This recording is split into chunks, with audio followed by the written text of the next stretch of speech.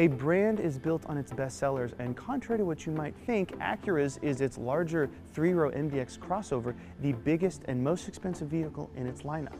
Now, it's new for 2025. New is a bit of a strong term here, as this is a mid-cycle refresh and the changes are a little bit more subtle. Before we get into it, as you might notice, we are seeing double here in the studio. While we have the standard 2025 MDX over here, we're also graced with the refresh 2025 MDX Type S, which is the more spicy, performance-oriented variant. This is obviously my favorite, but let's get into it and see which one you prefer.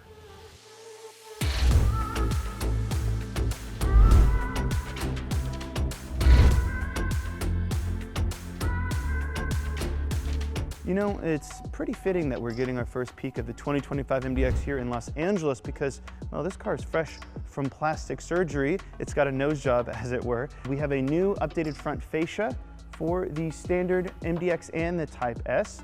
And the largest changes that you're going to notice right off the bat are going to be the open air curtains on the outside of the bumper that were closed on the pre-refresh model. And you've got two new grille insert designs. On the standard MDX, you have the mesh design, and on the Type S, you have a open pattern kind of diamond design, as Acura calls it. And we've also got some smoky eyes. Acura has darkened the headlights and taillights for the new model year.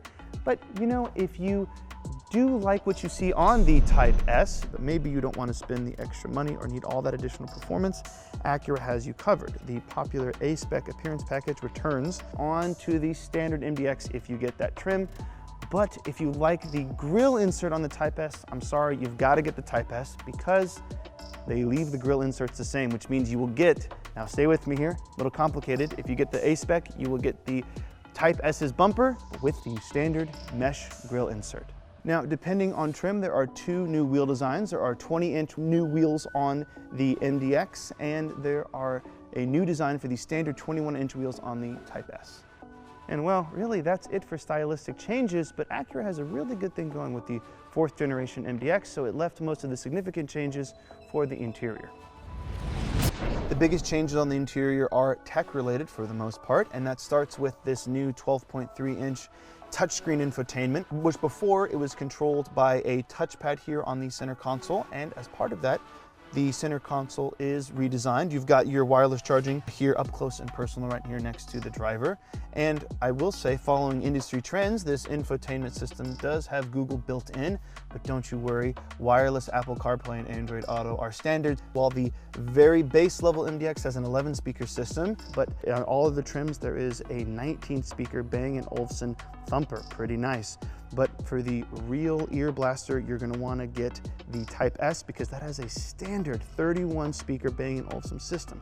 And that means there are 12 speakers in the headliner alone. That's pretty crazy.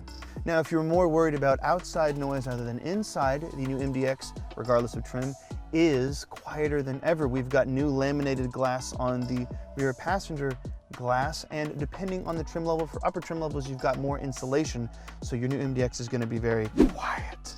What you're not going to be able to see is an update to the active safety tech with the so-called Acura Watch 360 suite, adding stuff like front cross traffic alert and lane change collision mitigation. And you know, that's it. You know, that means all of the stuff that we liked before is here, including powertrains. In the standard MDX, we've got the familiar 3.5 liter naturally aspirated V6, good for 290 horsepower and 267 pound-feet of torque. But like me, you're going to want to get the Type S, won't you?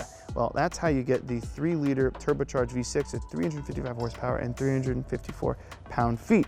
That's also how you get standard all-wheel drive, adaptive air suspension, and these big old red Brembo brakes here up front. See, that's why the Type S is my favorite. So no huge changes for the 2025 Acura MDX, but there's enough here that I think Acura fans are going to snap every single last one of them up when it hits dealerships this May. But for my full thoughts and breakdown, you got to go check out my article on cars.com.